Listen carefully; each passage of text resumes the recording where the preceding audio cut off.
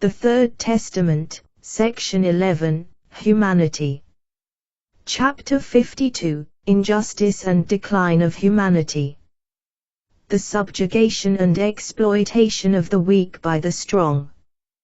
1. When men would realize that the earth was created for all, and when they would understand to share the material and spiritual treasures with which their existence is littered in a just way with their fellow human beings, indeed, I tell you, already here on this earth you would begin to feel the peace of the spiritual kingdom.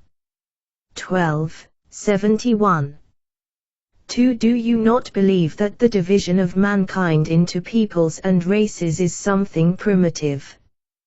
Do you not think that if progress in your civilization, of which you are so proud, were true, the law of violence and wickedness would no longer prevail, but that all the actions of your life would be governed by the law of conscience? And you, people, do not exclude yourself from this judgment, for among you too I discover struggles and divisions. 24:73. The Mexican listeners. 3. Have in mind the example of Israel, of which the history books tell us, when it had to wander through the desert for a long time. It fought to escape the captivity and idolatry of Egypt, but also to reach a land of peace and freedom. For today all this mankind is like that people in the captivity of Pharaoh. Creeds, doctrines and laws are imposed on the people. Most of the nations are slaves of others who are stronger. Hard struggle for survival and forced labor under the lashes of hunger and humiliation are the bitter bread that a large part of humanity eats today. 5. All this causes more and more that a longing for liberation, for peace, for a better life arises in the hearts of men. 115:41-43. 6. This world, which should be the home of one family, which includes all mankind, is the apple of discord and the cause of senseless striving for power, of betrayal and war.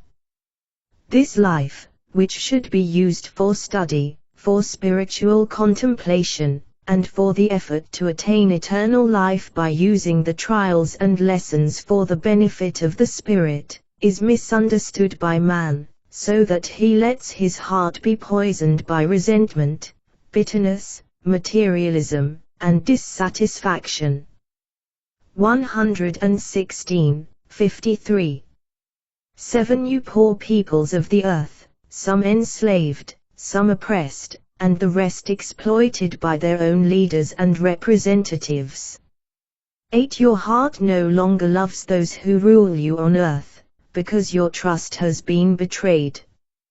You no longer have confidence in the justice or magnanimity of your judges, you no longer believe in promises, words, or smiling faces. You have experienced that hypocrisy has taken over the hearts and has established on earth its kingdom of lies, falsehood and deceit. 9. Poor nations, you who carry on your shoulders the toil like an unbearable burden, that toil which is no longer that blessed law by which man received everything necessary for his livelihood, but which has turned into a desperate and fearful struggle for survival. And what do people get in return for sacrificing their strength and their lives? A no-nonsense piece of bread, a chalice full of bitterness. 10. Verily, I tell you, this is not the sustenance which I put into the earth for your pleasure and preservation, this is the bread of discord, vanity, inhuman feelings, in short, the proof of the lack or absence of spiritual maturity among those who determine your human life. 11. I see that you are snatching bread from one another, that those who strive for power cannot endure, that the others possess something because they want everything for themselves, that the strong take the bread of the weak, and they must be content to see the powerful eating and enjoying it. 12. Now I ask you, what is the moral progress of this humanity? Where is the development of its noblest feelings? 13. Verily, I tell you, in the epoch when man lived in caves and covered himself with skins, he likewise snatched food from each other's mouths. The strongest also took the largest part. The toil of the weak was also in favor of those who subjugated them by force. Men, tribes and peoples likewise killed each other. 14. What then is the difference between the humanity of today and the humanity of those days? 15. Yes, I already know that you will tell me that you have made many advances. I know that you will refer me to your civilization and your science, but then I will tell you that all this is only the mask of hypocrisy behind which you hide your true feelings and your still primitive instincts, because you have not made the slightest effort to develop your spirit, to fulfill my law. 16. I do not tell you not to do scientific research. No, on the contrary, seek, research, grow and increase in knowledge and intelligence in material life. But be merciful to one another, respect the sacred rights of your neighbors, understand that there is no law that empowers man to dispose of the life of his fellow men. In short, men, do something to apply my supreme commandment of love one another to your life, so that you may escape the moral and spiritual stagnation in which you have fallen, and so that when the veil of lies that covered your face falls away, your light penetrates, sincerity shines and truthfulness enters your life. Then you can rightly say that you have made progress. 17. Become spiritually strong in following my teachings, so that your words may always be confirmed in the future by real works of mercy, wisdom, and brotherhood. 325, 10-20. 18. I am sending you my peace, but verily I say to you, as long as there are men who possess all necessities and forget those who die of hunger, there will be no peace on earth. 19. Peace is not founded in human glories, nor in riches.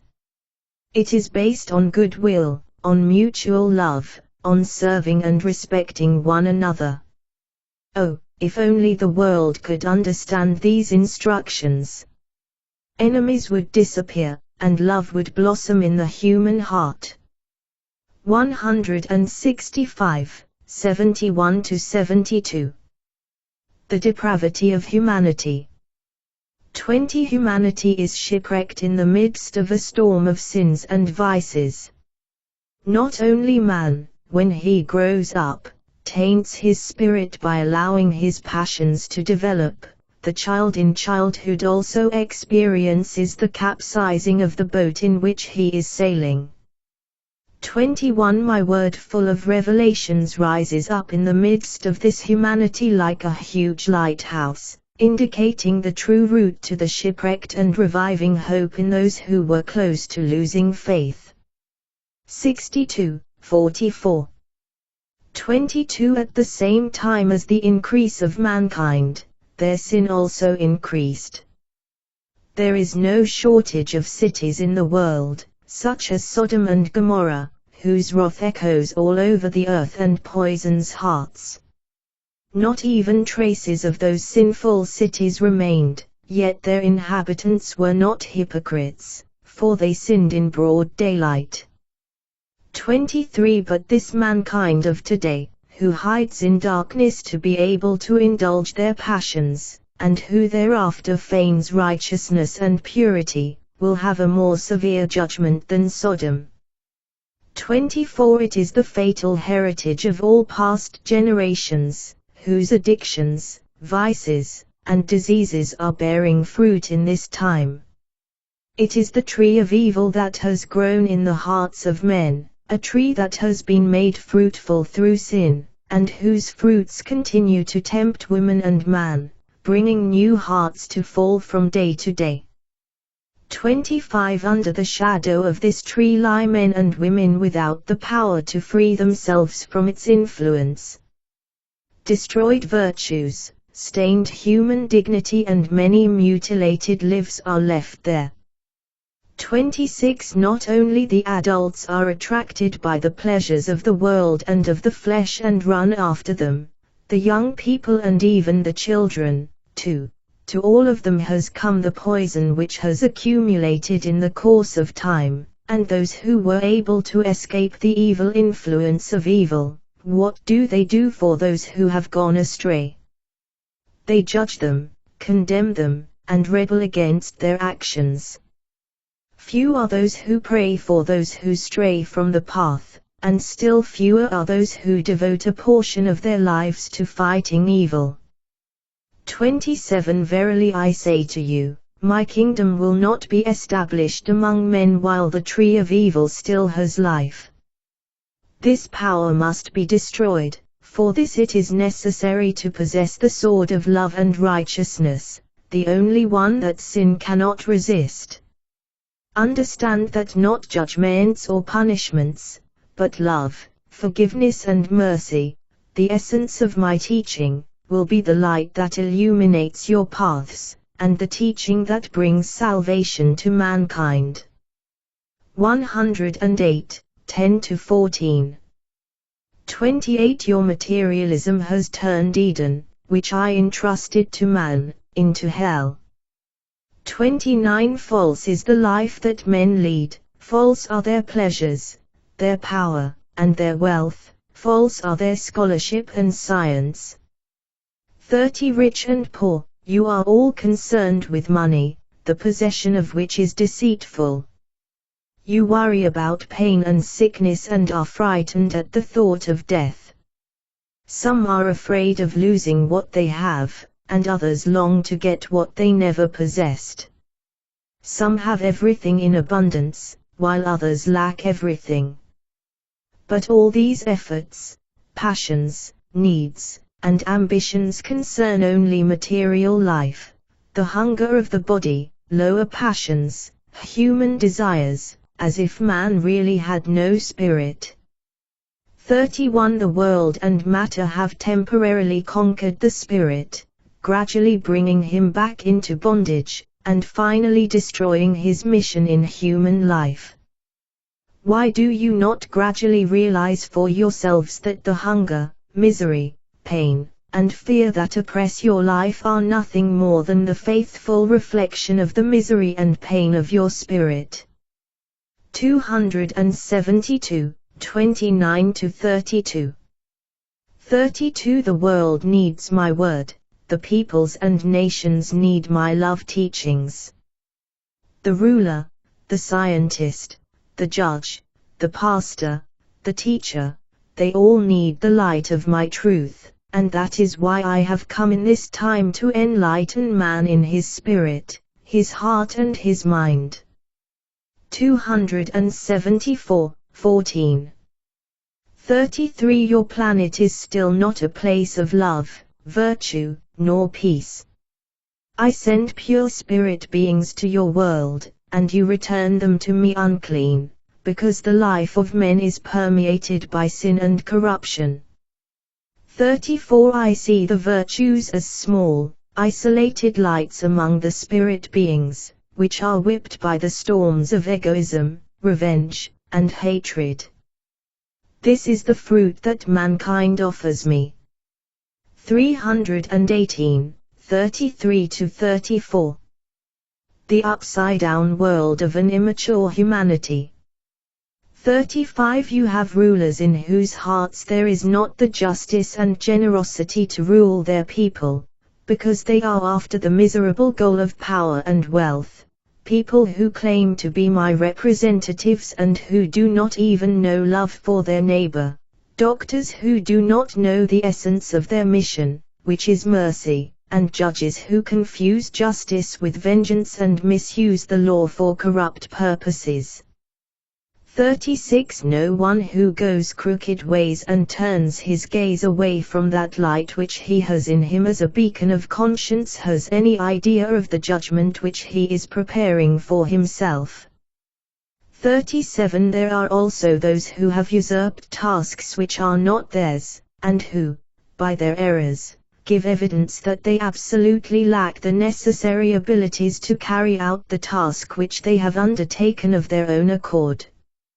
38. In the same way, you may find servants of God who are not, because they were not sent for this purpose, men who lead nations and who are not even able to direct their own steps, teachers who lack the gift of teaching and who, instead of spreading light, confuse the mind, doctors in whose hearts there is no feeling of compassion in the face of the pain of others, and who do not know that he who truly possesses this gift is an apostle of Christ. 39. All my basic principles have been defiled by men, but now the hour has come in which all their works will be judged. This is my judgment, since it is mine to execute. Therefore I say to you, watch and fulfill my commandments of love and forgiveness. 105, 16-19. 40. Look at this world, proud, challenging, and conceited of all the works of man, with which they astonish the generations of this century. In their majority they do not believe in the spiritual, nor do they love it. Therefore they neither pray nor obey my law. Nevertheless, they are satisfied and proud to be able to present a world filled with miracles, which they have created with the help of their science. 41. But this astonishing world of men, which they have built during centuries of science, of fights, wars, and tears, they will still destroy with their own hands and weapons. The time is already approaching when mankind will become aware of the untenability and fragility of their works, which lacked love, justice and a genuine desire for perfection. 42. Soon you will learn that without God you are nothing, that you can receive only from me the power, life and intelligence to create a harmonious existence between the spirit and the physical part of man. 282, 9-11. 43. Men speak of times past, of antiquity, of long centuries and endless ages, but I still see you small. I see that you have matured very little spiritually. In my eyes your world is still in its childhood, even though it seems to you that you have reached maturity. 44. No, mankind, as long as it is not the Spirit who gives those proofs of maturity, upward development, perfection and progress in the various fields of your life, you will inevitably present to me human works which are only apparently great, but which are without moral content and not lasting because of the lack of love. 325, 62-63. 45. Now is a time decisive for the spirit beings, truly a time of struggle. Everything is strife and fight. This war takes place in the heart of every man, in the bosom of families, in the interior of all institutions, in all peoples, in all races. 46. Not only on the earthly plan, but also in the spiritual valley there is fighting. It is the great battle, which was seen in symbolic form by the prophets of other times, and which is also seen in the visions of the prophets or seers of that time. 47. But this battle, which is being fought and which shakes everything, is not understood by mankind, although it is part of and witness to this very battle. 48. The course of mankind today is accelerated, but where is it going? Where does man go in such haste? Does he find his happiness on this dizzying path? Does he achieve the longed-for peace, the glorious life that every heart selfishly desires? 49. I tell you that what man actually achieves by his haste is total exhaustion. The spirit and the heart of man are going toward life weariness, and this abyss was created by man himself.